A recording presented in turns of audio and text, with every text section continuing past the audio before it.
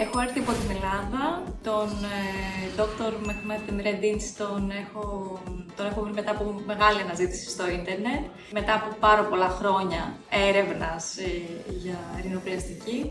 Κατέληξα στο γιατρό.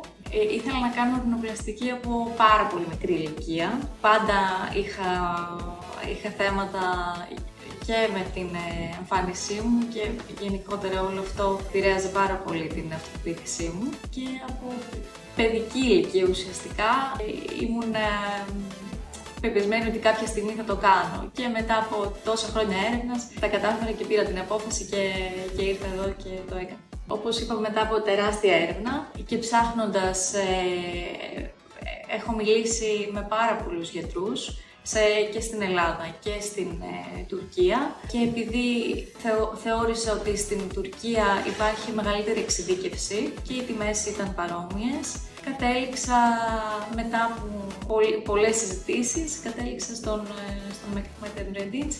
Οι αξιολογήσεις από άλλες περιπτώσεις, από άλλους ασθενείς ήταν όλες πάρα πολύ καλές. Δεν βρήκα κάτι αρνητικό και ένιωσα τεράστια ασφάλεια και γι' αυτό και μετά από την συζήτηση που είχαμε, την online συζήτηση, ήμουν σίγουρη πλέον ότι θα ερχόμουν εδώ.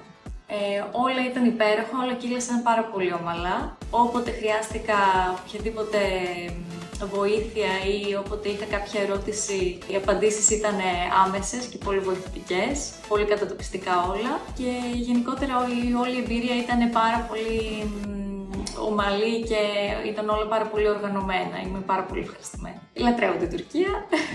Η Κωνσταντινούπολη είναι η αγαπημένη μου πόλη στον κόσμο. Έρχομαι κάθε χρόνο στην Κωνσταντινούπολη, τη νιώθω σαν δεύτερο μου σπίτι και ήταν πολύ ωραίο που μπόρεσα να το κάνω αυτό εδώ και να είμαι όλο αυτό το διάστημα στην Κωνσταντινούπολη. Εννοείται θα συνιστούσα. Νομίζω, δεν ξέρω, και από τη δική μου εμπειρία ήταν όλα εξαιρετικά. Δεν είχα κανένα παράπονο σε κανένα βαθμό. Όλα κύλησαν απίστευτα. Εννοείται θα πρότεινα τον Dr. Mehmet Emreddinç για ρινοπλαστική.